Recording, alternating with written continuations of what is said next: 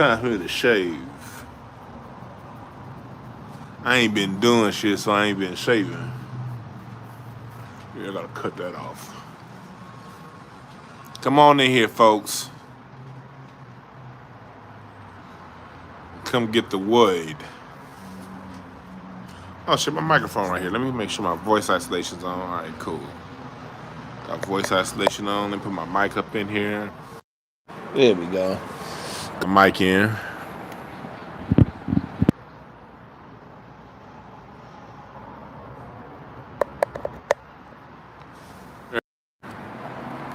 What's up, Betterworth?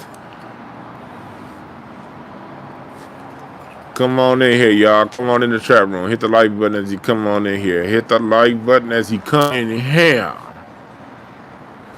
What's up, Jeff Will? What's up, Blaine?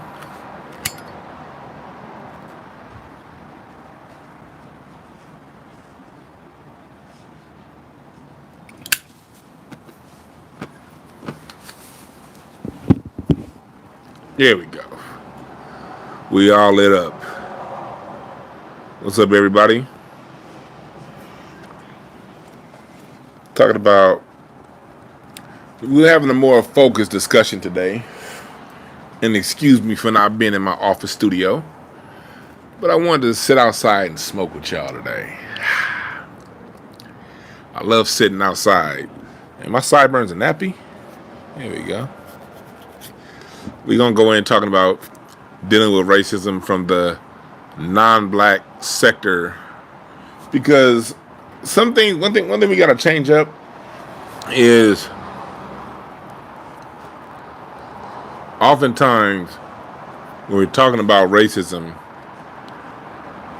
we put it in the context of white America, and of course it has to be in the context of them in a lot of ways, because they started this shit, you know.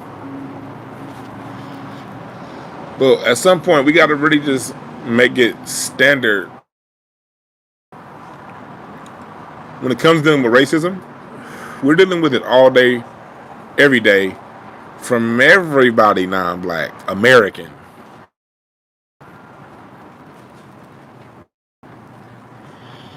We dealing with it already, you know.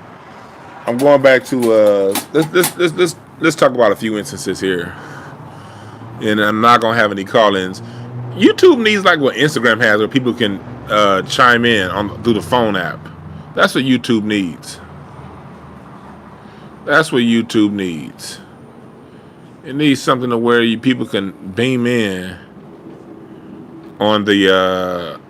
Hey, share this shit. All right, share the video. That's what I'm about to do right now. Hold on. Freeze. We back. Okay, cool. So yeah, we back.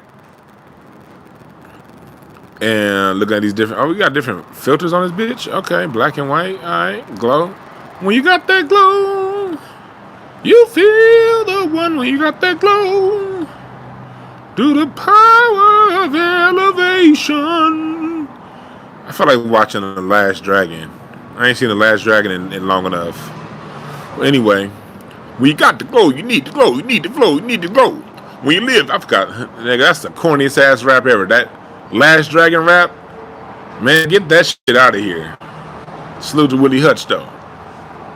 But what's up, Kenneth Berry? I was just telling my wife about you and what you went through last year, because I'm on a cleanse right now. I'm like, man, I don't want to happen to you what happened to me, nigga. You was fucked up for a little bit. Good to see you back healthy, my brother. Who's the master? Come on in here, chat room. We're gonna talk about dealing with racism from the non-black society, not the non-black American society. And so let's start. Go to DwannBrown.com. Oh, DwannBrown.com, my whole store, everything. I got new t-shirts. I can't show you now because I'm on my phone. But go to DwannBrown.com. I got a new Outkast shirt, a couple new James Brown shirts. But the whole shop is 20% off. My whole shop for this week.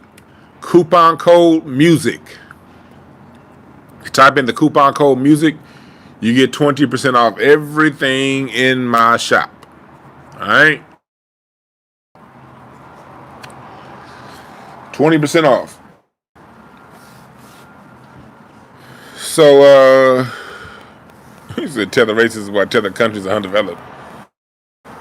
So, let's get into it. Again, this discussion is coming off the heels of the Canelo Alvarez fight versus Charlo. Here in LA and on social media, because I've seen it on social media too, the Mexicans are walking around their chests a little bit extra puffed out, you know? And what I've been getting online is a lot of Mexicans talking about how he beat the monkey, he beat the black guy, he beat the black guy. He beat the black guy. I don't know what's your problem, hey. Like, these motherfuckers are getting a little bit too proud over a boxing match. Over a motherfucker that jumped 2 weight divisions. Had no business fighting at that weight class anyway. And this has become it's just become a thing, you know? It's become a thing. And you really see the racism, you know, how these people really get on one when it comes to us. When it comes to the Asian community. There were more recent killings, you know, Asian on black here in Southern California and around the country. And how they are and how they react to black people and how they act towards black people. We're dealing with it from of course, the white community. Them motherfuckers don't stop.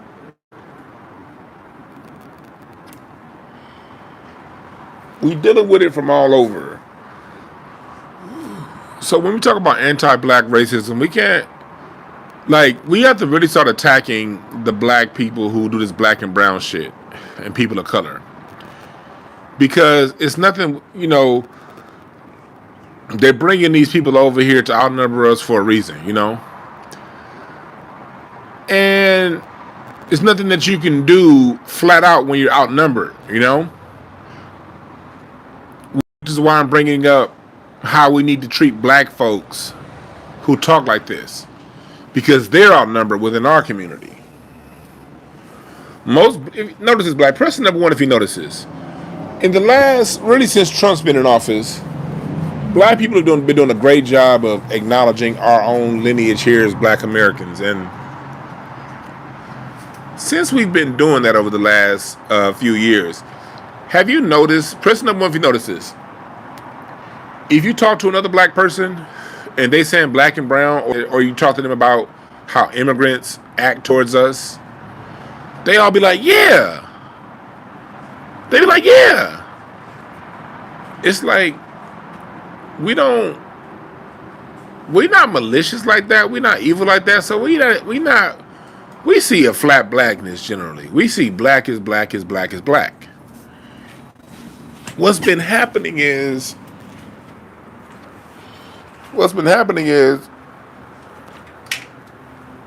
lately we've been sort of talking to each other, and when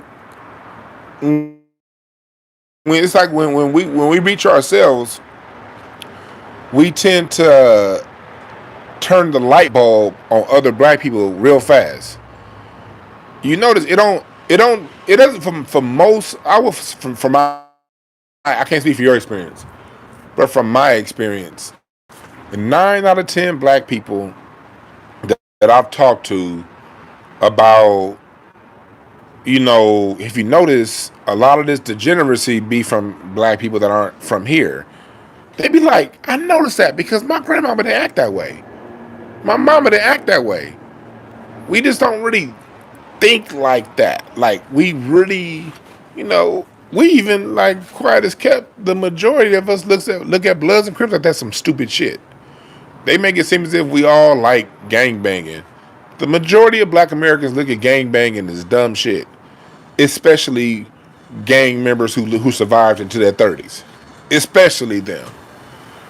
That tribalism thing may be something that we do, but it's nothing that's like really, like, a lot of us see fraternities as silly.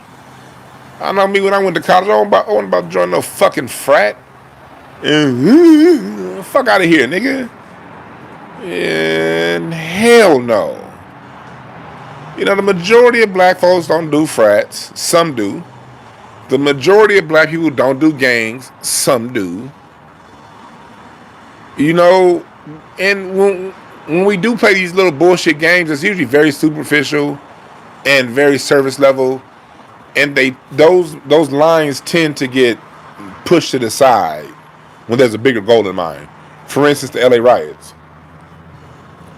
When Rodney King got his ass whooped, I saw how fast, when they said not guilty, I saw as an 11-year-old, 10-year-old boy going on 11, how quickly the gangs and Crips and Bloods came together. You know, we'll drop that, like we'll play these, like it's like, we kind of fuck around with it, you know? We ain't really serious about, we serious about it until, you know? What's up, chat room? Hit the like button and pass. We got Miriam, Nicole. Thank y'all for joining. Bismarck T. Thank y'all for joining. We tend to look at that gang shit and that tribal shit is silly. It only goes so far with us. So when it comes to other black people, we really don't have that concept. And not just other black people, other cultures. Because when you're dealing with the Asian cultures, they're tribalistic. The South Asian, East Asian, Pacific Islander, they are tribalistic. They have the Pacific Islanders are looked at on the lowest rung. You know, the Japanese see themselves as the highest. The Chinese see themselves as the highest. And they fight over that. Both the Japanese and the Chinese shit on the Indian, the Indian Asians, and then you deal with that with African communities, with Latin communities, you know. In the Latin world, Mexico is like the crown. Let some people say Mexico's the crown jewel of the Latin community. Some say it's Puerto Rico. Some say it's Cuba. Musically, it's definitely Cuba. It's definitely Cuba when it comes to the music. But they have their fights, the Guatemalans. So these are people who are complete experts at tribalism.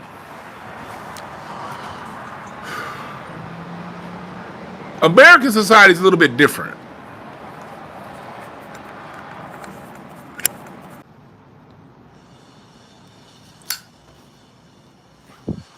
American society is a little bit different. We're ethnocentric. We're a very ethnocentric nation, meaning we only give a fuck about ourselves. Americans don't even see the rest of the world. And that's one of the big issues the rest of the world has in Americans. Americans only gonna know one language. We don't give a fuck about what's going on in England, India, Pakistan, Uzbekistan, the hamburger stand. We don't give a fuck. That's white and black. And it's another level we gotta understand as black people. And this may hurt some feelings. But with a majority, not all, but with a majority of black people here in America, the white American, especially the white American that was here before the 1900s, they are cousins. Am I the only one that goes back on the ancestry and you see a white line and you see where the white line got the resources in the land and the black line had to fend for itself and move up north or whatever?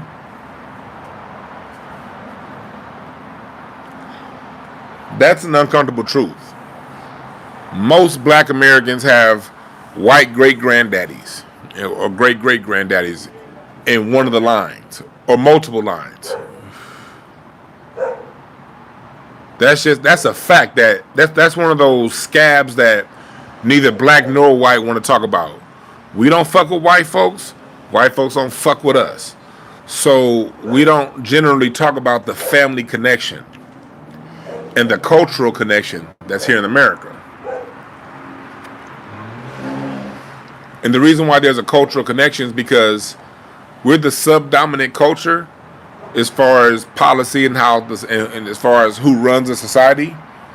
But with the dominant culture and how in the social rule, I mean, is in the culture of the country, subdominant culture when it comes to creating the laws, the rules, the regulations. With the dominant when it comes to how the culture of the country is run. It's very deep. For more information, you really gotta understand cultural anthropology. You really got to understand cultural anthropology and political science to really understand how cultures exist. But we're very much so connected to white culture, and white culture is connected to us. It's the only way you can be in the same fucking country for 400 years. You dig?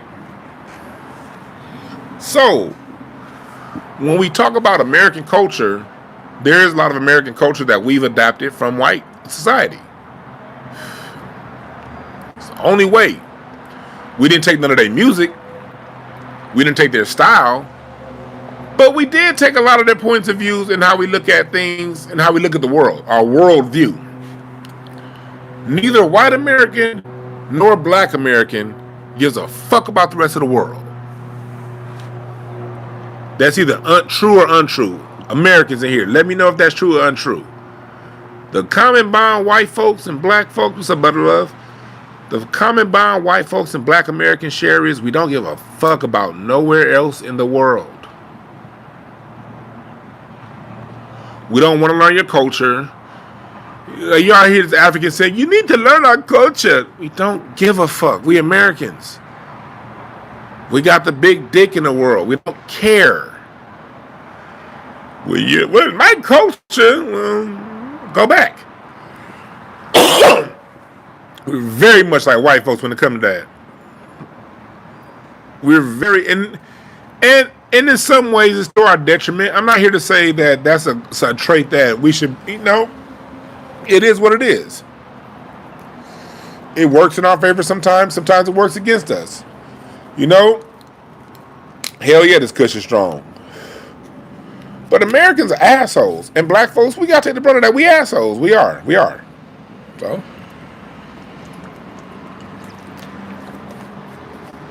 So, I said that to say we don't understand the tribalism that people bring from other countries. Now, let's discuss the tribal nature of whiteness. Y'all ready to go there? Let's talk about what it takes to be white. See, very few people talks about what it takes to become white and what it takes to become American. Yes, we understand that other cultures adapt white violence. We understand that. We understand that other cultures adapt shitting on black people as a part to assimilate in America. But what's the other part it takes to assimilate into whiteness and to assimilate into America? You have to ditch where you come from. That's why white folks from Europe, they don't call themselves Christoph. They're now Christopher. They're no longer named Hans. That's now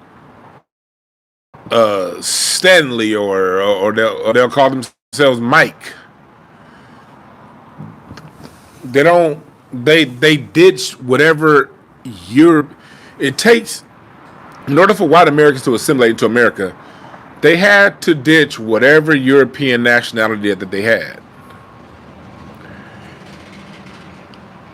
And they all, Noah Randall, you ahead of me, Noah Randall. You ahead of me, brother.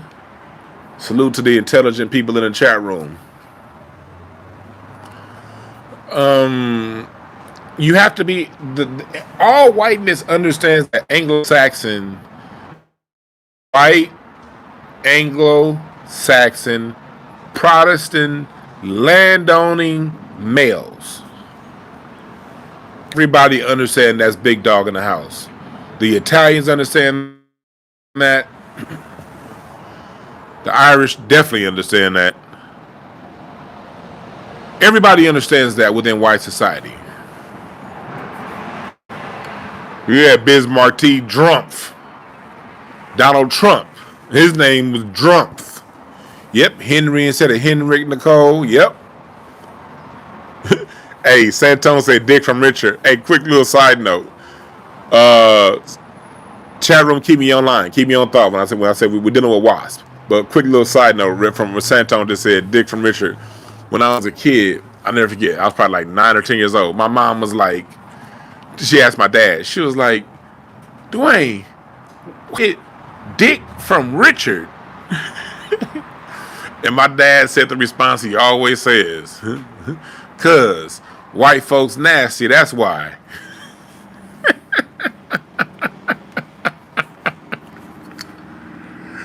Cause white folks nasty, that's why. That's how you get Dick from Richard. Other than that, I can't explain how they get Dick from Richard. I don't know.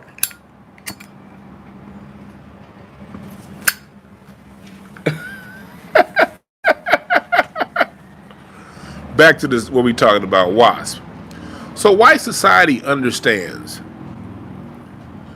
that the white Anglo-Saxon Protestant is head honcho. And white society plays tribal games when we're not around. See, the code of white supremacy doesn't say don't play tribal games. It's just saying when black folks come around, get on code. And number 2, don't challenge the position of the white Anglo-Saxon Protestant. That's why they had to kill Kennedy in front of the whole fucking world. When these white folks do things, they have multiple meanings. Multiple meanings. So all the other stuff about the banks, I agree with that too. But that was a message to the Catholic, Irish. Yeah, y'all just got y'all first. Because remember, that was the big thing about Kennedy being elected in 1960. Can an Irish Catholic win the presidency? The Irish had just kind of got accepted into whiteness. You know, they needed to accept them to deal with the civil rights movement. So that was the hand. It was like, okay, you're now white, technically. They didn't become white on paper until 1977. Look it up. But the white folks, the Irish, technically became white the same way the Asian is technically getting accepted into whiteness through Kamala Harris, through the vice president. Kamala Harris becoming vice president symbolically, when you look at it, third eye, that's telling you. And also, political science-wise, you see what they're doing with the Asians, how they're bringing the Asians into whiteness. So let's get this Brahmin Asian. You're the vice president. Symbolically, we're bringing you in as number 2, okay? Because we're losing this thing. We literally have a dead president in office. Joe Biden's a corpse. Mitch McConnell's a corpse. Feinstein just died finally. So white society's dying off. So they're symbolically putting the Asian in as number 2. All right, Kamala Harris. Well, that was the same thing with Kennedy getting elected into the presidency in 1960. Okay, we got this pending civil rights thing happening. The civil rights movement really got its start in the 1920s, 1923, 1924, after Black Wall Street, after all that stuff. That starts the civil rights movement. So by the time we get to 1960, you're dealing with Paul Robeson. The civil rights movement is really in full swing. So they got to adapt these others into whiteness. All right, Irish, here you go. Kennedy gets elected. Kennedy, I'm sure they did something that they don't like. So they have to let the Irish world know that, yeah, you white, but we can take you out at any time.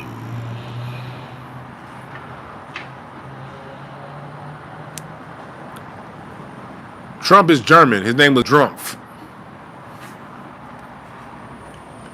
Remember, the Germans are the second largest immigrant group in America, behind the Anglo-Saxon. White is the German. They're the biggest, they're the largest. The German is who they brought in during the mid to late 1800s to fill out the Midwest.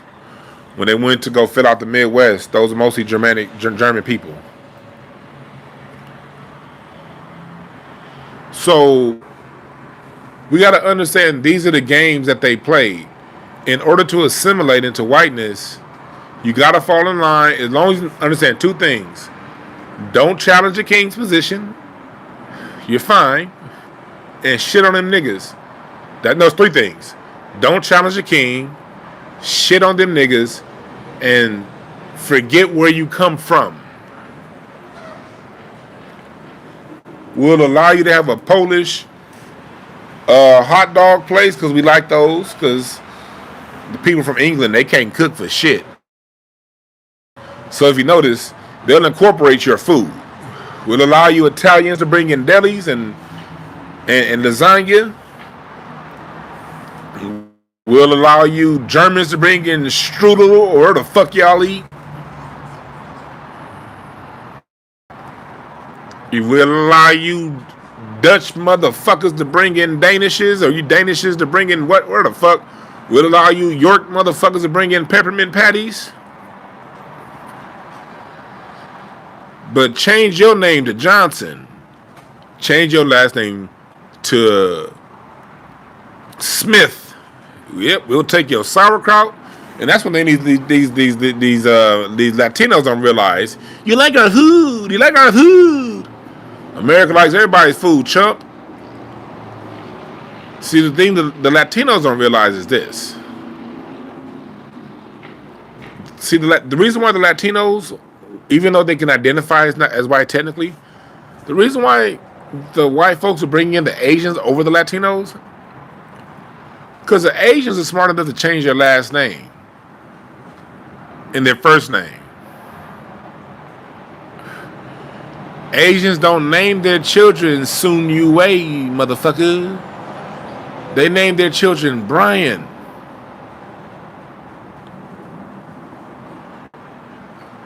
No more Brian Komodo. They do Brian Kim. Asians will, especially by that second generation, the Armenians, the Indians, Kamala happily rocks the last name Harris. You dig? Indian folks, some Asian, they don't like marrying each other. My best friend is Indian. My childhood best friend is from India, but we're born in Tanzania, immigrated here to America, and he's a fucking cop. That's my best friend. We don't talk every day. Hell, we'll go months without talking. But we know we got each other's back. This motherfucker don't know shit about his culture and don't want to. Matter of fact, I hit him up right before I hit y'all up. The book I'm reading Siddhartha right now. So I called him a clown. I was like, I'm learning more about your culture than you know, you stupid motherfucker. I said, I'm gonna start calling him Siddhartha. He don't know shit about his culture and don't want to. I was like, you ever meet your grandfather? He was like, fuck about. He was like, why would I ever go back to India? I was like, to meet your grandparents?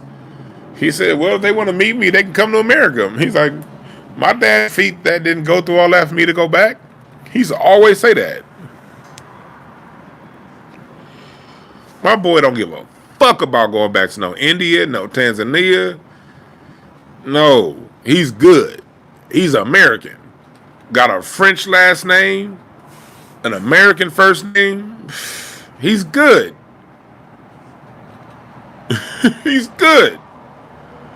And the Mexicans are wondering why the Indians and the Asians are getting promoted above them.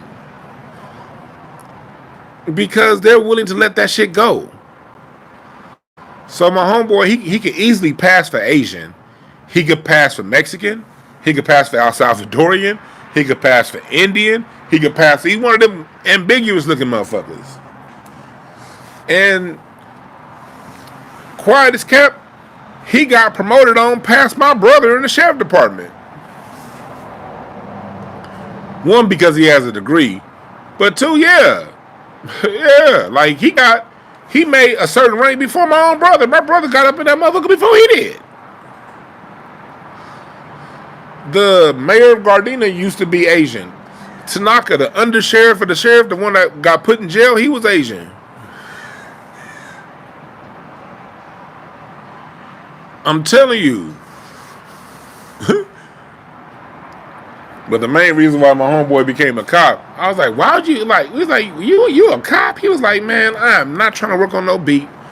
I got a political science. He said, I got a criminal justice degree, and that's going to be an easy as fuck job. I only got to be on the streets for like 5 years. That nigga was on the streets for 3. Got a promotion. Meanwhile, all the black cops, they got to be beat officers for 15 years for them niggas to get off the streets.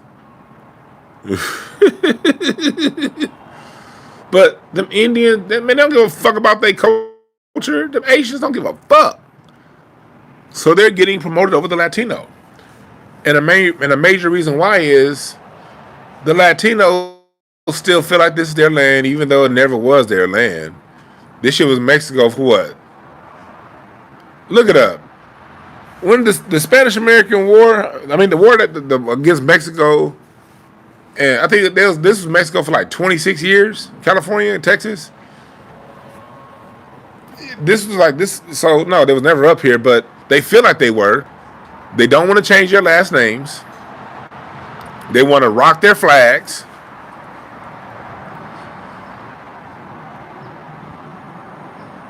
Yeah, they lost the war. You lost, motherfucker, leave. Bye. But they weren't up here. It was native lands up here. The reason why shit had a Spanish last name was because the Spanish conquered those lands, not Mexico.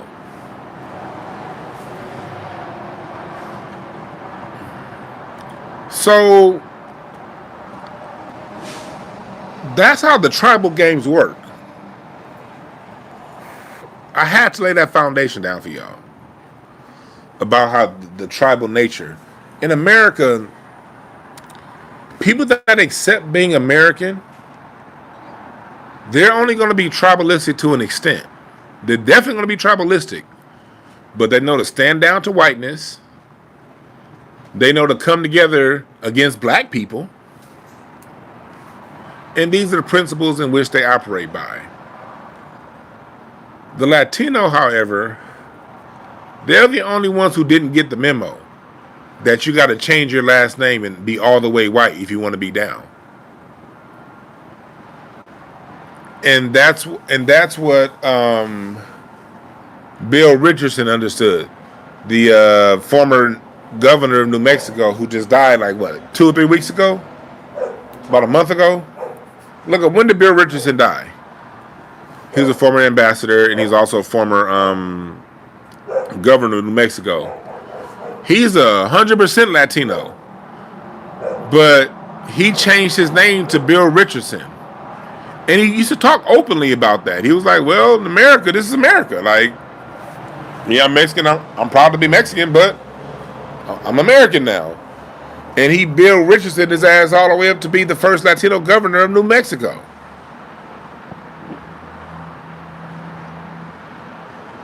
So that's why what you're seeing right now and the move you're seeing being made is a lot of your Latinos are frustrated because they're seeing Asians pass them up.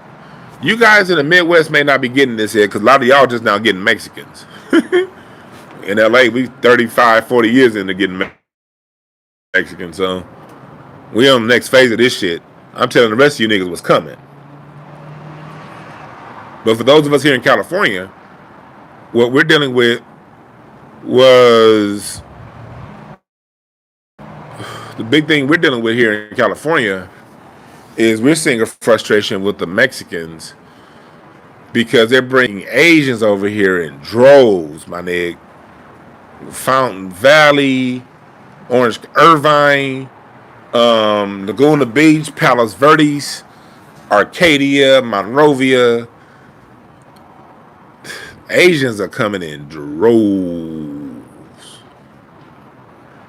And they're coming from India. They're coming from Japan. They're coming from China. They're coming from the Philippines. They're coming from motherfucking Jakarta. God damn it. They coming from everywhere.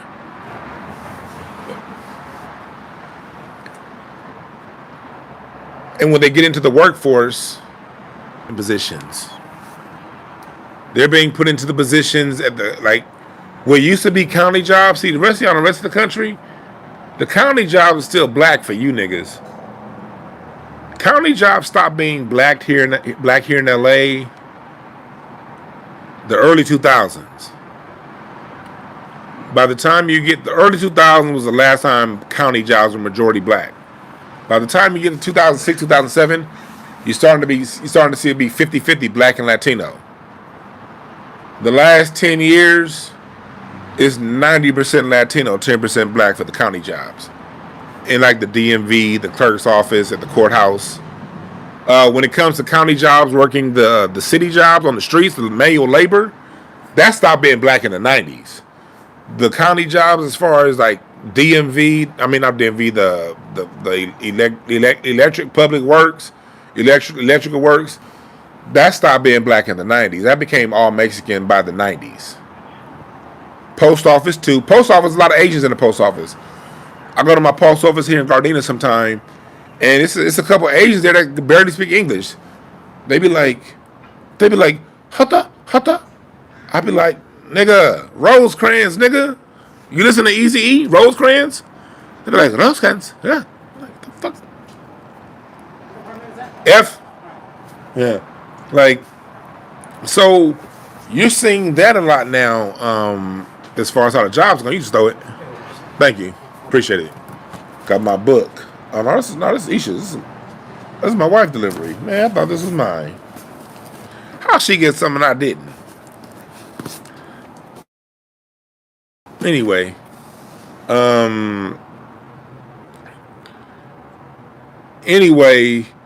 they taking the county jobs, and so, but what's happening is, yeah, Hawthorne's still Latinos in the post office. In Gardena is Asians, but I half forget that because South Gardena has always been Japanese, and Korean. If you want the best Korean barbecue is on Western in Gardena. Fuck Koreatown. Go to Western Avenue in Gardena. If you want some Korean barbecue, that should be good than a motherfucker. Anyway, I'm not eating meat the next 2 weeks. I'm 4 days in. Doing good so far. I'm only eating watermelon, apples, and cabbage. And then 2 days, nothing but protein drinks. I'm 4 days in, and it's cool so far. Gallon of water a day. So far, so good. But Kenneth Berry, I'm watching out because of what you told me, brother. But this is what's happening, and what happens in California goes throughout the rest of the country. So you niggas get ready. So, but what's happening is what I've noticed because I observe things when I go to the DMV. My last few years, I was working with kids. I would have to go to the courthouse a lot, and when I go to I ain't really been in the courthouse since I stopped working with the kids. But the last couple of years, I started noticing the people making the decisions was Asians, and the people working was Mexicans or Latinos. When I renewed my driver's license, I noticed, okay, the decision makers here are Asians and the workers are Mexicans. When I call down, when I go down to the courthouse, I'm active here, I'll go to different shit. You'll see a lot of Asians making decisions. And even in the tech industry. I remember my homeboys used to work at Raytheon. And it was always a big issue with the Asians, how the Asians could always work, but they never could become managers. Well, now since the tech industry, since there's so few white people, they're now allowing Asians up into management middle management, just not quite all the way upper management yet. So the Asians are being brought in to lord over the Latinos. And you're starting to see the Latinos look around like, we didn't sign up for this. The Latinos signed up, they knew they couldn't challenge white. But they thought that once they got past black people, they were going to be next in line to whiteness. What they found is, now that they've passed black people economically and in the workforce, in the areas where they occupy most, they're now finding themselves being taken over by the Asian.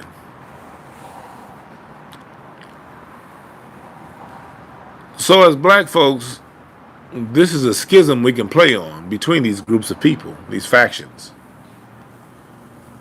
The same way we can play on the schism between Latinos and Jamaicans. Latinos don't fuck with Jamaicans. This whole damn trying to take co-creation for hip-hop is bound to fail. And the white supremacists knows this. They know this shit's bound to fail because they know the minute, if it's not going to happen because we got the narrative out there. But they know the minute they wrestled hip hop from black Americans, if it ever happened, it's not going to happen, but if it did hypothetically, they know the minute that happened, the Latinos, who greatly outnumbered the Jamaicans, by the way, are just going to wrestle control of hip hop from the Jamaicans. And then the white supremacists, who they know the Latinos are never going to challenge them, they'll just say, okay, Latinos, get the fuck out the way. Rick Rubin and Eminem are the two greatest people in hip hop history. And they're gonna be like, they're gonna start saying that what's that group? The white boys, with the actor white boy, you know what I'm talking about, the white boys from the 80s. They're gonna be like, they predate NWA, Marky Mark and the Funky Bunch. Yeah, they were more influential in hip hop than NWA. And they know how this is going to go. Latinos and Jamaicans don't fuck with each other. So that's the long game. That's the long con that they playing. That's the long con. So we got to know that there's a mutual understanding between all these groups that in order to keep the real white man off their ass, no matter how small in number, still ever violent, they got to shit on us. And the Caribbean and African immigrant understand this too. Not all.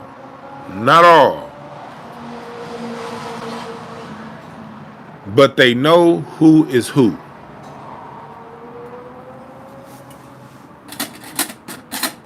And they know at the end of the day, even the most down, I'm not talking about the one born here, but the most down, fresh immigrant to America, first generation, they're not going to risk their citizenship for wherever the fuck we talking about.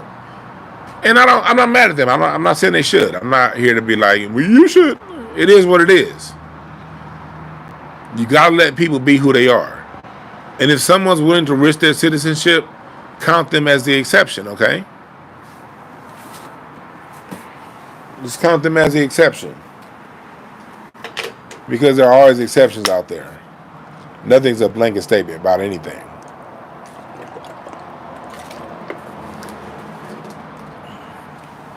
So,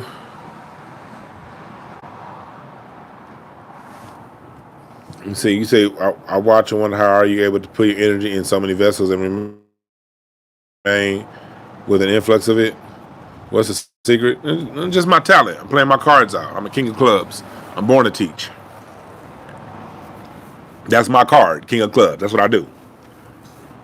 And I like talking shit too. So, but you know, if you're more of a different personality, it'll take more out of you. For me, it gives me energy.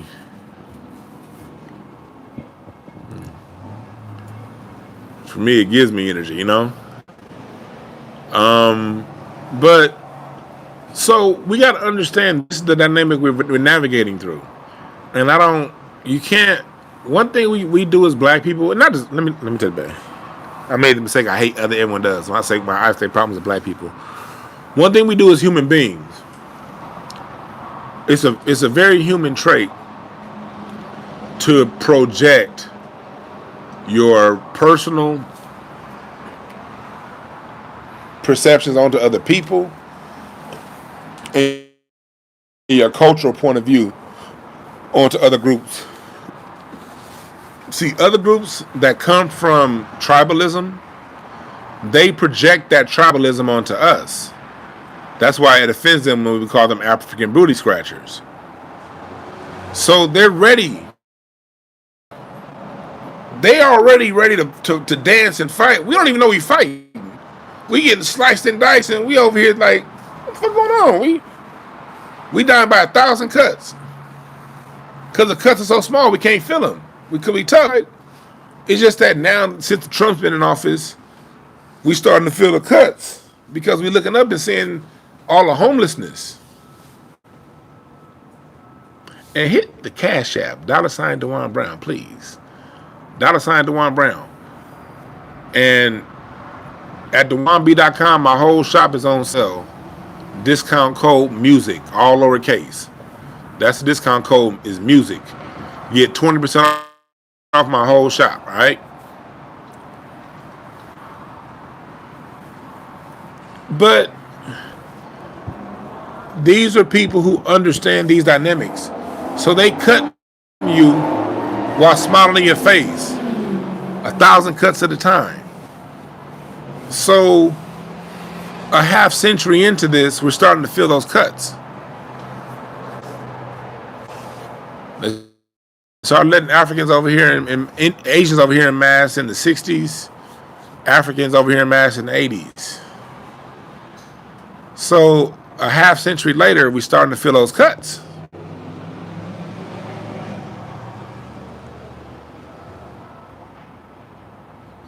So we have to understand that it's our duty to call this shit out amongst everybody and not give people a pass talking about white folks. I'm not saying don't get rid of white supremacy. You just say, hey, nah, there are Nigerian white supremacists out here. There are Jamaican white supremacists. There are El Salvadorian white supremacists. There are Bangladeshi white supremacists, nigga. They're definitely Chinese white supremacists. And here's the reason why we can say that. They all agree white is right. What's the evidence? The evidence lies within the behavior. The behavior is they don't challenge whiteness. And if they do, show me where.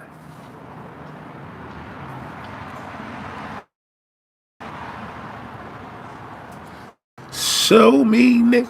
Didn't Glenn Jones have a song? Show me. Where? Here in L.A., Nori Martinez and them motherfuckers was trying to X out the black. We only got one jurisdiction left here in L.A. And instead of infringing on the white districts or the Asian districts, they're right there in Chinatown. They could have infringed on Chinatown. They ain't intruding on us. Amy Klobuchar don't stop white agendas. Hell yeah, the Asia was nuked into submission. Jeff Brown.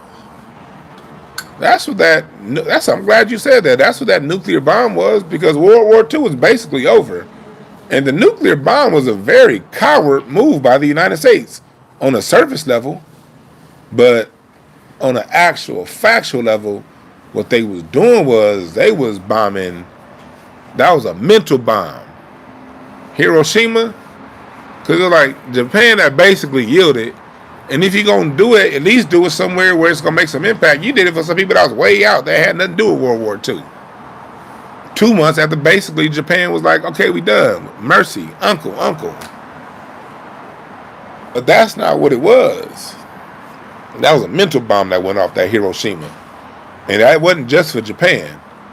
That Hiroshima was for China, for India, for everybody else. If you notice, Americans they only import people from particular certain levels, certain countries that have a certain way of thinking and a certain perspective of America. Places that America beat into the ground through wars. Japan, a passive war with China for the last 200 years, you know? A passive war with India through England.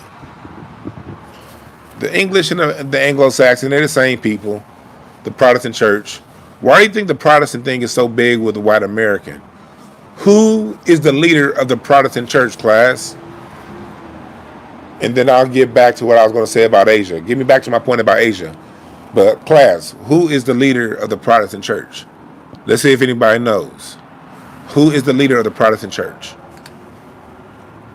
Yeah, we'll get back to Afghanistan and Iran. Thank you, Biz Marti. We're going to get back to them. But I want to see if y'all remind me to tell the story about Iran when we get back to this. There we go, Biz Marti. Okay, Biz Marti, no, you be cracking jokes, but you a smart motherfucker. Yes, the King of England. It used to be that old dirty dirtbag, but that bitch is dead. So now it's King Charles. Whoever is the leader of the monarchy of England is the leader of the Protestant church. You think America ever got rid of its bond with England? England just didn't have the money to keep fighting, so they create. Why do you think every time England got a problem, America's basically England's military dick, all right? And when you think England, don't just think white people, nigga. A lot of your English people were of dark melanated skin. Dr. Clyde Winters turned me on to a lot of that stuff. David McRitchie's book, Ancient and Modern Britons. When you start talking about, a lot of your original British that came over here. That's why Boston is such, and I'm going to get back to Iran, but that's why Boston is such an interesting place, because when a lot of your constitutional stuff was going on in Boston, a lot of your blacks that sold us out, they didn't see themselves as black. They saw themselves as British. So when you look at John Henson and a lot of those black people that worked with Benjamin Franklin and interpreting for the native black Algonquins, a lot of those people, they saw themselves as British and not black. They got betrayed later. But in the 1700s, there's a lot of black motherfuckers over here. Last name Matthews is one of them. A lot of those names were black British. But you got to read David McRitchie's Ancient and Modern Britons, part 1 and 2. Thank you, Munich Rich, for the donation.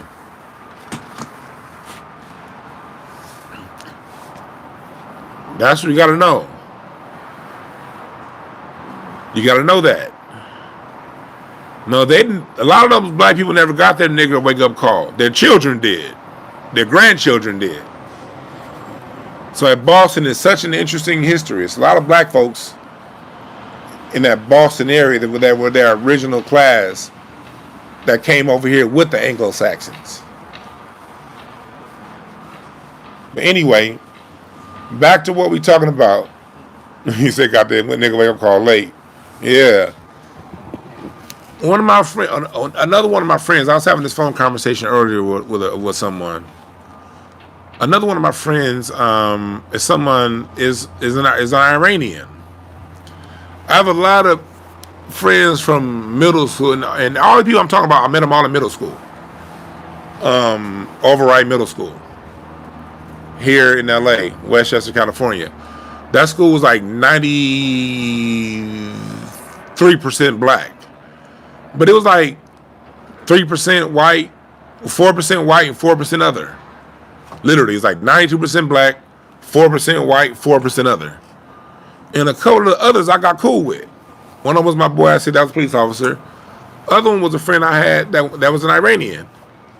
We lost contact after middle school, but we got back in contact on Facebook like 5 years ago. So I remember like when 9/11 happened, I remember he was the first person I thought about. I was like, man. But I wasn't in contact with him during that time. Well, we were talking about Iran. And one thing he was saying about Iran, he said one reason why he really has to watch it here in America, and one reason why he has to really, you don't really see too many Iranians, is because Iranians have always rejected American education. They've always rejected American media, and their relationship with their black population ain't as strenuous as America wants it to be. Not saying it's perfect, but it's not at a level that's acceptable to America. And Iran don't give a fuck. And that's why the Iranians, America's always terroristic towards them in a lot of ways. They don't really accept the West ideology. The color-coded system in a lot of ways. They don't accept the lack of education. They don't accept the propaganda in a lot of, you know. So they just ain't allowed over here. A lot of people from these different countries who don't accept the American caste system just aren't allowed here. Indians are allowed here in droves because the Indian had the caste system before all these motherfuckers. The Indian had the caste system before the Spanish, before any of them. So we got to understand that. Now that these other groups didn't really play this game that much 50 years ago, 30 years ago, even 20 years ago, even 10 years ago in some ways. Because they didn't have the numbers and they didn't have the go ahead. But through the election of one Barack Hussein Obama, that was a nod to a lot of your immigrants that we didn't see. I didn't see it at first. Looking back, I see it. But really, Kamala Harris. Kamala.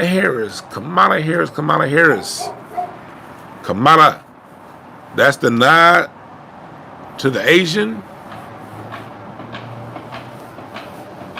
And you notice they're not really putting too many Latinos in high positions. Ocasio-Cortez is still the worker bee of the Congress. That's a symbolic thing to them too. Yeah, you might get some local city council places. Yeah, you might get a blabbermouth on CNN, but don't think you running shit. So these other subgroups have been activated. Corinne St. Pierre, you see what they do with black folks. How all of the black politicians of note, from Corinne St. Pierre to when you used to have Colin Powell, Eric Holder, all these, Susan Rice, Barack Obama, they're all black people of foreign descent. Doesn't Nazim come from Central India? I don't know. I appreciate the donation. Yeah, we know the Arabs were black before the Turks invaded them, but tell me last time you seen a black Arab in America? I've seen some white Arabs in this motherfucker, but I ain't seen no black Arabs that can look like their name is DeAndre.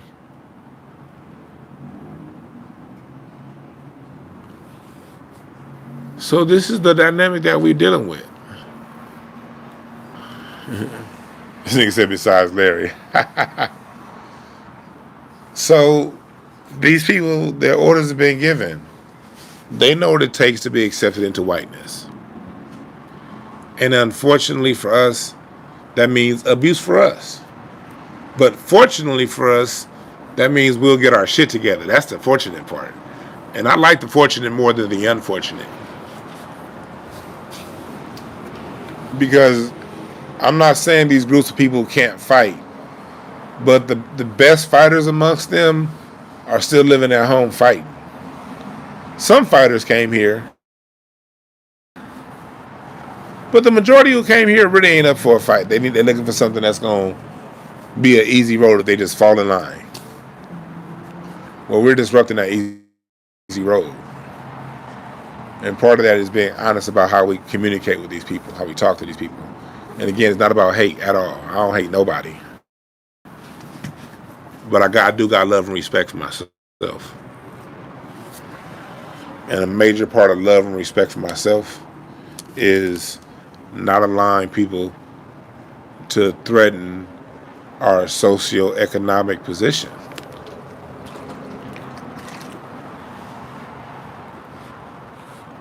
And if you are going to threaten our socioeconomic position, then it's our duty to call it out.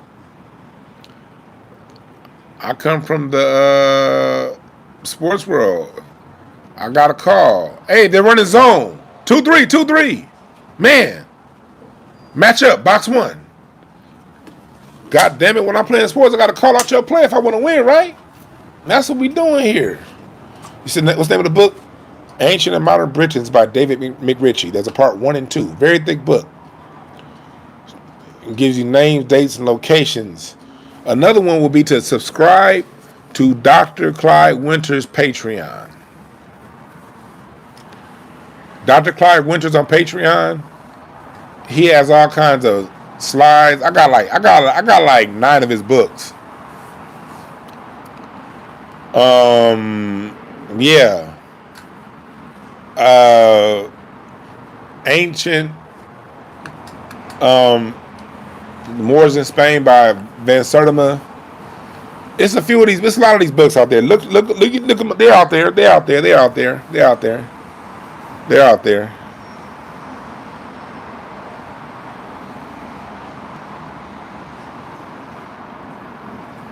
So what we've been trying to do is bring people into our humanity. And let me tell you something I'm learning. And it's really hitting me really strong. Because right now I'm reading Siddhartha. And I recommend that book to everybody.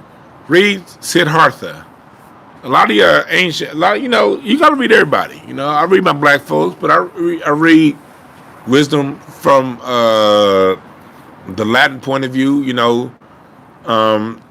David Munoz's books. I read wisdom from the Indian point of view, from Africa. I read wisdom is wisdom. It's only one story. But the book Siddhartha is very, very, very deep.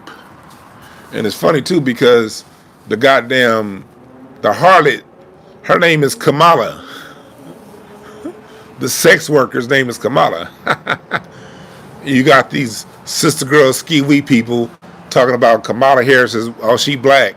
No, she's named after the hooker in Siddhartha, an Indian novel. Back to what we're talking about.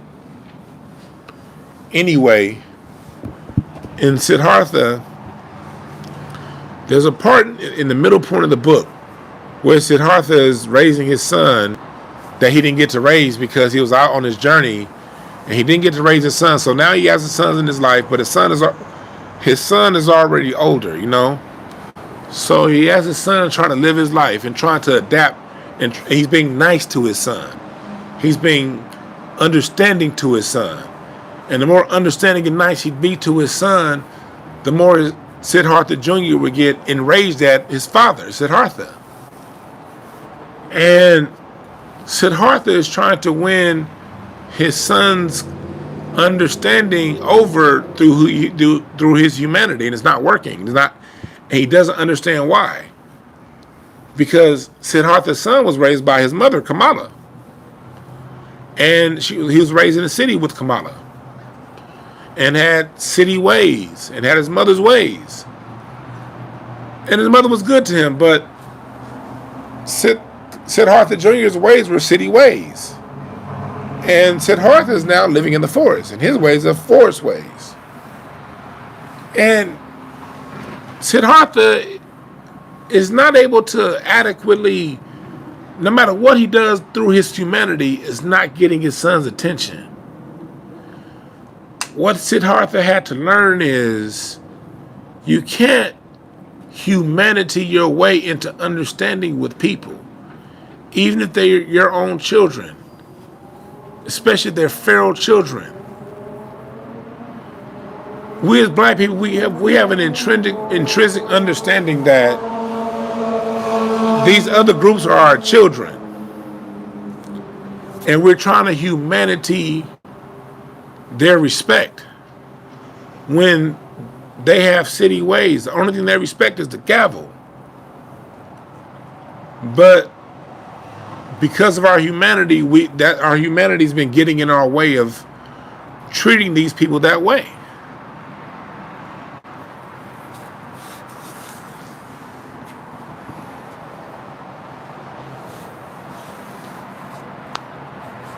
They understand what they're doing because they don't challenge the white position. That lets you all know that they all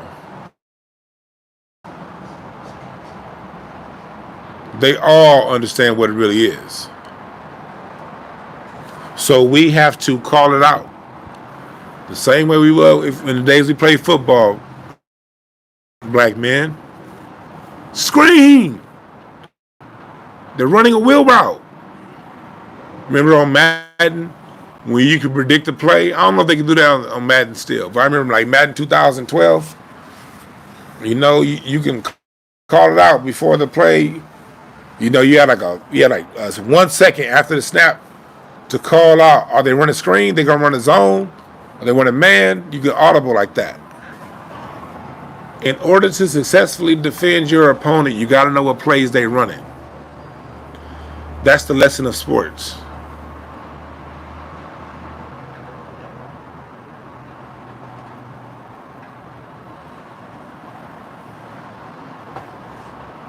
So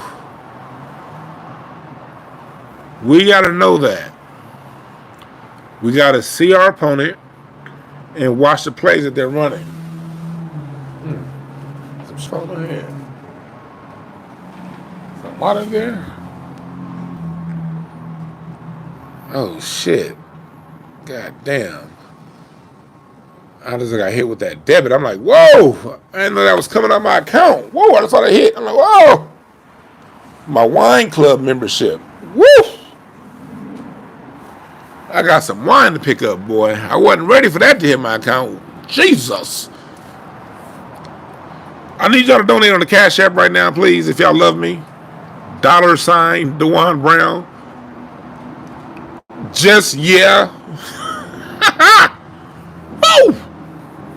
I ain't tripping. But what I do have coming is we're doing a live pay-per-view stream of my documentary. I'm releasing it November. I'm releasing it, my documentary short. It's a documentary short, y'all. There are no false pretenses. This is a documentary short. This was all done on my dime. And my producer's dime. So it's 26 minutes. 24 minutes. But we will have the longer length live stream pay-per-view. That's going to be closer to 45 minutes. 40 minutes.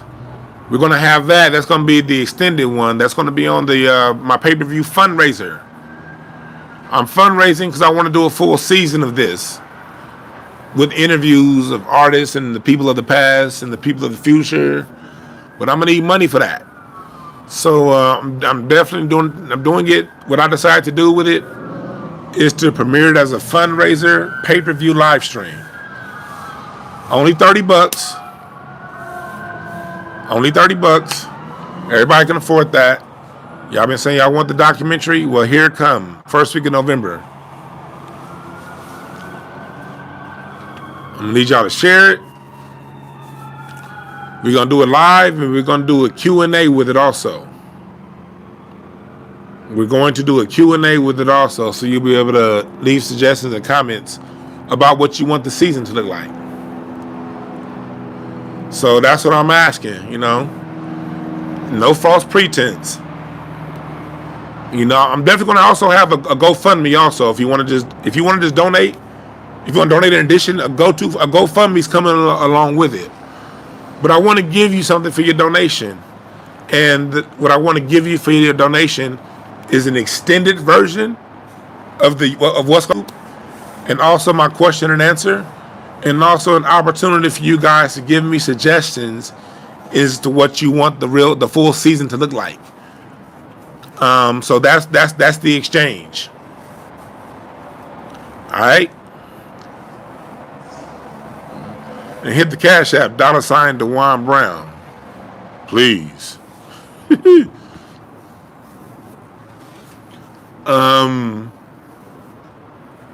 But I appreciate that, Misha. Appreciate that, Crenshaw Grinder. Yeah, y'all can get behind that.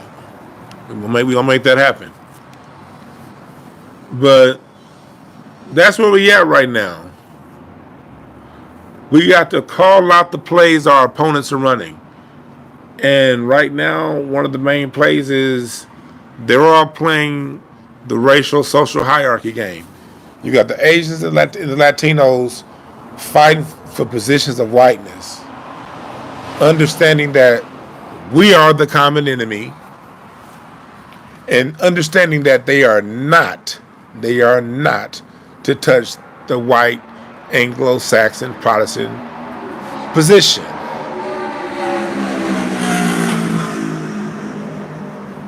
The Italians know that. The Irish know that. The Greeks know that. The Armenians know that. Everybody know that.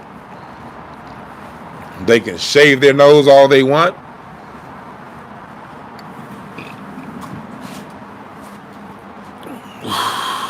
They can buy whatever white-looking clothes that they want. I appreciate the Cash App started. It means a lot. Appreciate the Cash App. I'm letting y'all know I am definitely in Donationville right now because I got to get this documentary season doing. And make no mistake about it, don't be confused. What Tariq and I are doing are way different. Appreciate that, Crenshaw Grinder. Tariq's documentary and my documentary are way different. Salute to Tariq. I'm in his documentary. And I would love to have him in mind when I get the season going. But both documentaries are completely necessary. They're completely necessary. Tariq is really about to dive in on hip hop, especially what went on in New York in the 70s. And he's going to give a touch to the broader conversation. Me, I'm going way back. I'm talking about the whole scope.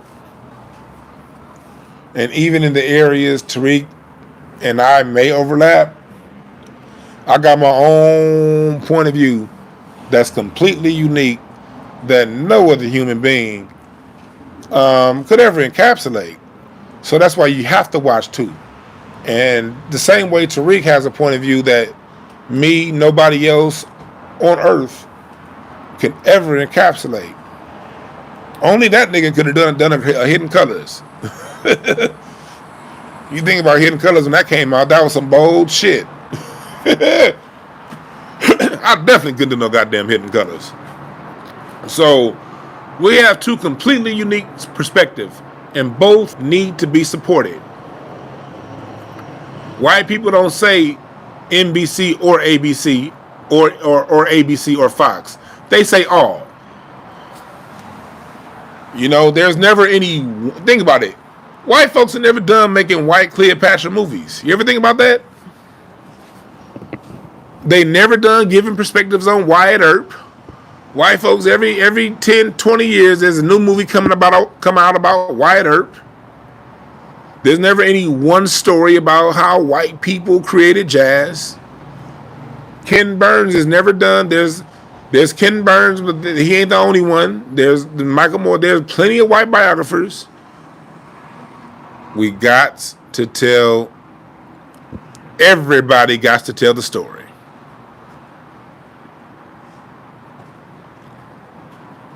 We need all of us. So before anybody even try that bullshit, take a screenshot of this, record it, send it to everybody that's causing bullshit and they mama for raising them that way. That's the vibration we on over here. You're right, Biz Marti. There's always another Bonnie and Clyde movie. There's always another Titanic documentary. So there's space for all. But like, if you notice, and I'm not here to say nothing about nobody, but if you notice, after Hidden Colors, a lot of those documentaries started using the same people Hidden Colors use and basically going down the same route. You know, but they all had their own unique perspective. You know, they all were necessary.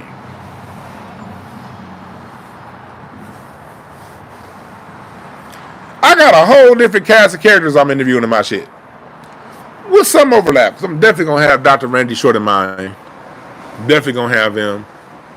I'll be honored to have Dr. Clyde Winters in mind. But outside of that,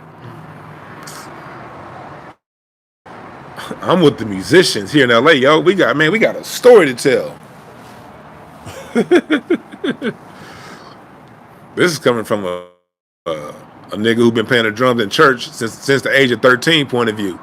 And church is the home of all music. And I've been playing the drums in church since I was 13. So this is coming from that point of view. I was a nigga playing the drums in church while I remember I used to be out on Wednesday night Bible study, playing the drums in church while everybody out at 16 years old, while everybody else at the Fox Hills Mall on a Wednesday night in the summertime. I'm at the drums playing for Wednesday night Bible study, playing 2 Sundays all throughout my 20s. I'm playing 8 a.m. and 11 a.m. Service. I didn't stop playing the drums in church till I was 33. 32, somewhere around there.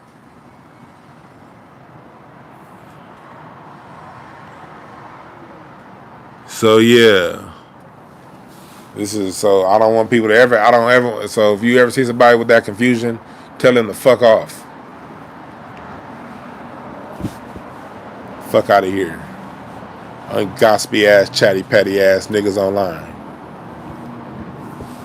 Can't stand these niggas.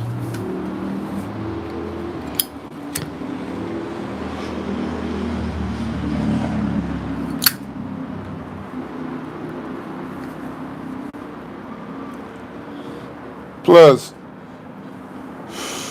our brother Tariq is very clean cut. Salute to him. You don't smoke or drink? I'm going to have some scenes in mind where I'm in the studio blunted up. So, gotta be me. Oh, I got a very special show to announce very soon. It's gonna be on Wednesdays. I got a show to announce very soon. It's gonna be on Wednesdays.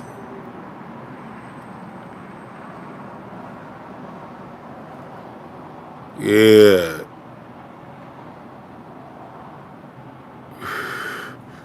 It's gonna be a music and comedy show. Ooh, this show is gonna be so hot. Ooh, I can't wait to announce it. Ooh, shit. But I ain't announcing shit until the paperwork is signed.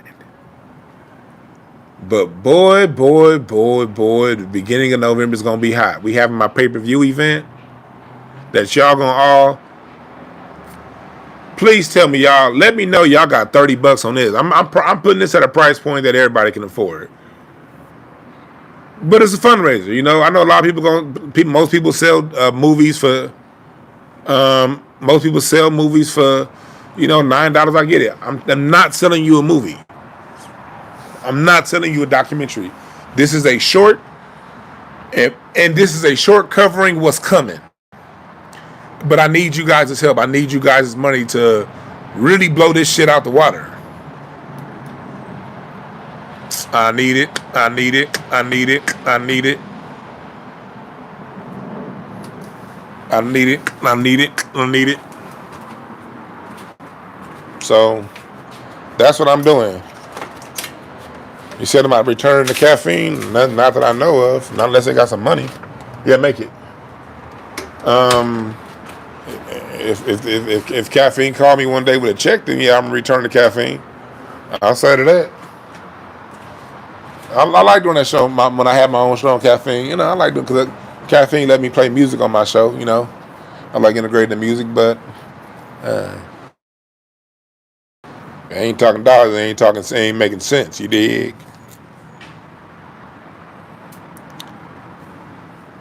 Somebody asked, will there be any docs on successful black-owned businesses? If you're asking that question, that means you have to create it. And I'm saying that from a personal point of view. Understand, this what I'm releasing to y'all in November. I recorded this last August. Check my Twitter timeline if you think I'm bullshitting. Check my Twitter timeline. Check my Facebook, my Instagram timeline. I actually recorded this August of 2022. I've been on this. I just wasn't sure how to release it. My editor took a long time to get it back to me, but then once they got it back to me, I wasn't sure how to release it. So I've been on this. And the reason why I'm on this, man, get that cheap ass car out of here. Hear that loud ass motherfucker, that cheap ass Mazda? That motherfucker had to be a Mexican. Air polluting my goddamn house, going 17.5 miles an hour, you slow bastard. Anyway, I'm creating my documentary because I studied music my whole life not to ever be a documentarian or to even talk about this shit on Twitter. Matter of fact, when I would talk about music stuff, that would be the thing that would give me 2 and 3 likes. I would try to talk about some music stuff 2011, 2012, talking about how I've been saying, you go back to Facebook posts I was doing in 2010, saying how hip-hop needs to marry itself back to the blues, because if it doesn't, people gonna take it. I said white folks are gonna take it. I didn't see the Jamaicans and Latinos doing it at the time. I said white folks are gonna take it if we don't tie hip-hop back into the blues. I was saying that back then, but no one was interested. And that's just a point of view that I saw. And this is a unique point of view that I started seeing going back to when I took my first jazz class in college when I was 18, Santa Monica College, Mr. Feedmont. And then later on at Cal State Northridge. I don't brag about it, but because I didn't get a major in it, but I took like 5 music history classes in college. So yeah, I'm also college certified in a lot of ways when it comes to my music history research. If anything, if I didn't learn anything else from college, the thing that I did learn was how to conduct research. If there's nothing you learn in college, you learn how to conduct research if you're going to get passing grades on your exams. So, the point of view I've had since I was basically 18. You know, I've had this for a long time, and my wife always laughs at me when I say this, but I thought that everybody knew what I knew.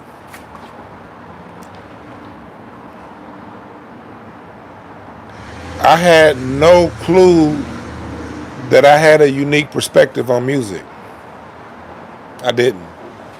It's like, this is easy for me. I do this shit for fun, not to teach nobody. I like minding my own goddamn business and smoking weed. I don't want to do no fucking documentary. For real. I thought if I did do a documentary, it would be more along the lines of what I was dealing with black kids in elementary school, more the lines of what Raheem Shabazz did with elementary genocide. I thought if I ever did a documentary, it would be more the lines of mental health and what the mental health is doing to our black children. Because I experienced that my years working in mental health. If I did a documentary, I thought it'd be on that.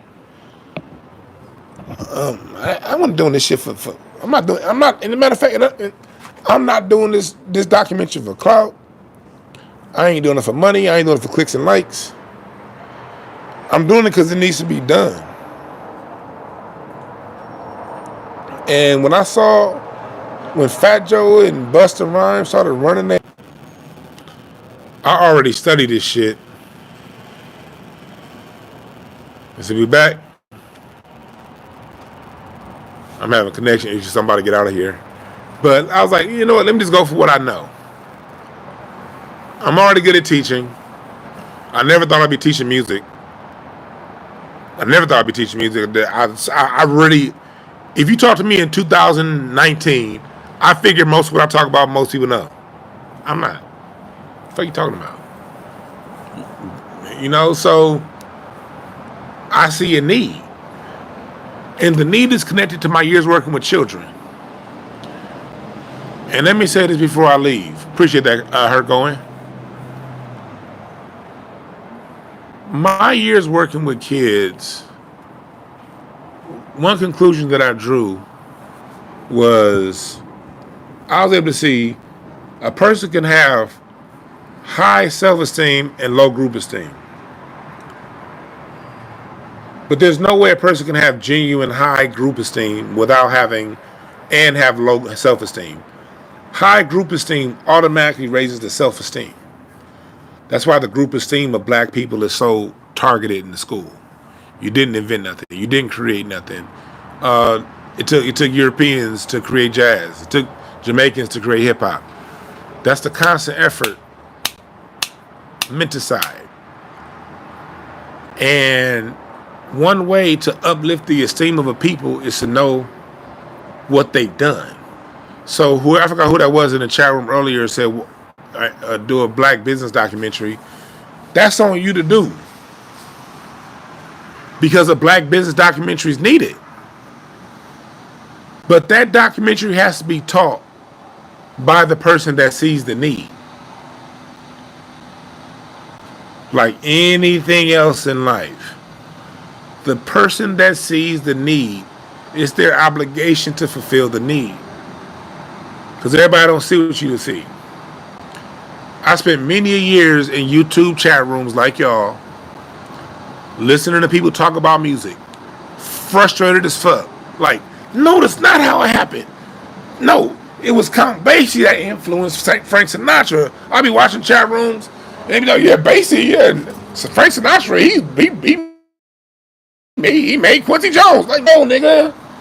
No, that's not how it happened. It happened this way. And if you read this book, and I spent years in these YouTube chat rooms watching documentaries on TV and watching TV shows.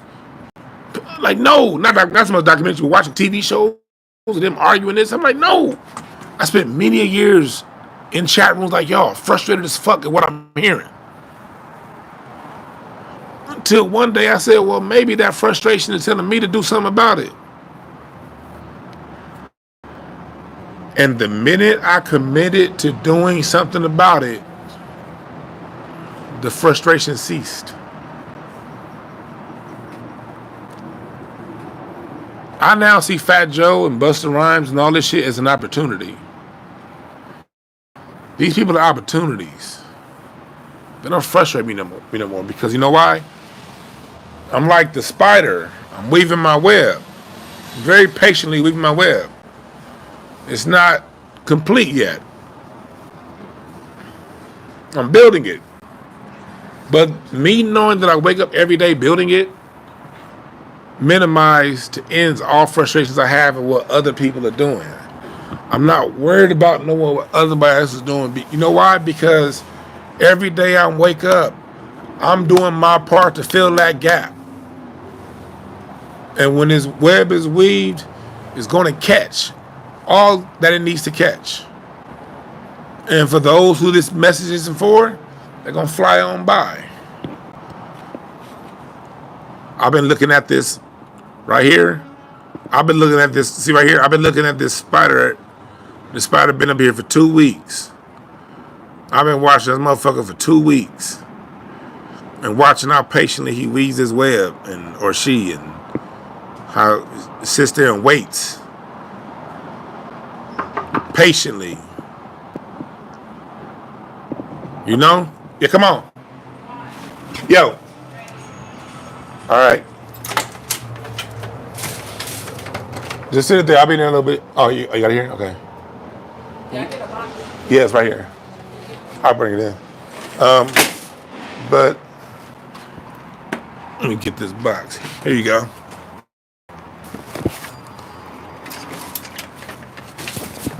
Thank you. So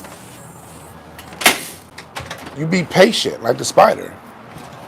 But the spider can only be patient after it's done all the work it can do weaving its web.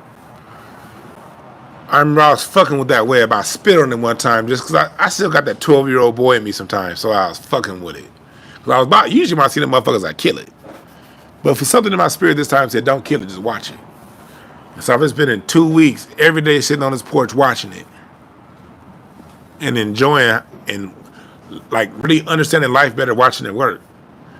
And when I watch it works tirelessly, effortlessly. When something breaks it, it fixes it right away. When it sees harm, it gets off that middle part of the web and goes somewhere else. And then when it sees that danger's over it, it goes on its web and it waits. And once or twice a day, I see that thing catch something. And then the minute they catch something, it goes right to work, putting it away and repairing whatever got damaged and waiting in his web patiently for whatever comes next.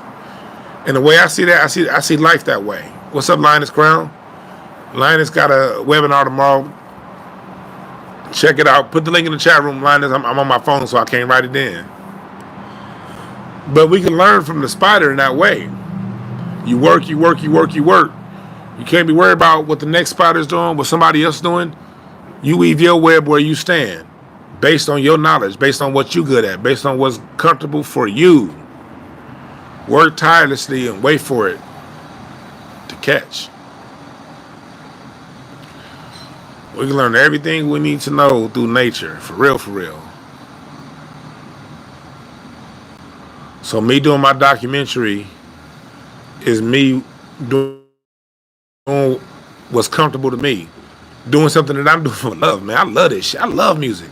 Do y'all know when I get off here, I may spend sometimes 2 or 3 hours at a time just listening to music. Just me and music.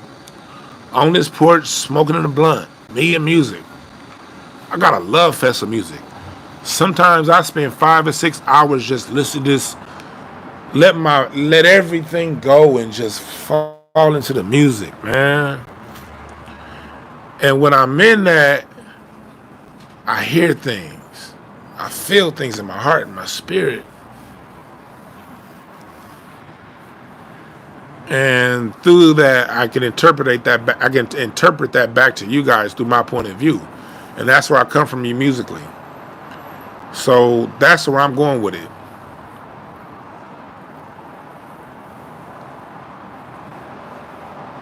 That's where I'm going with it. So yeah, that's why I appreciate y'all with it.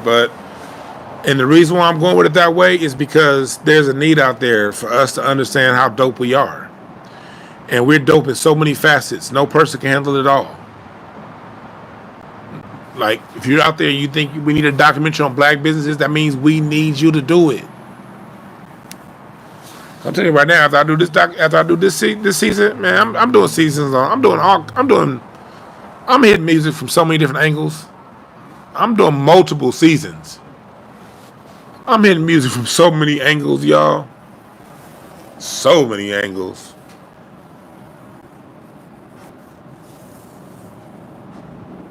But that's my thing. You gotta find your thing.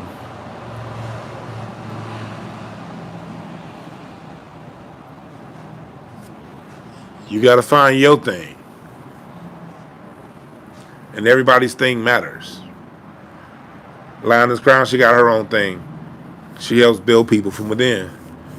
So follow her, what she got going on her class she got tomorrow.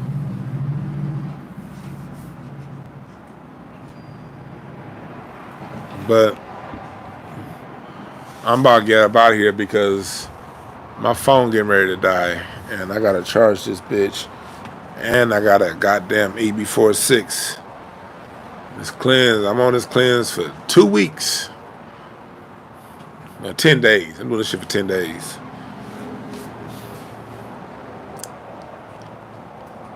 But for the next 10 days, it's on and cracking. What's up, Mike Check Mag? What's up, Big Steve J? Bruce, appreciate y'all. Hit the Cash App outside DwannBrown, and then the pay-per-view is coming. It's only $30. I want everybody out here to be a part of that, you know? Live stream Q&A event. All right?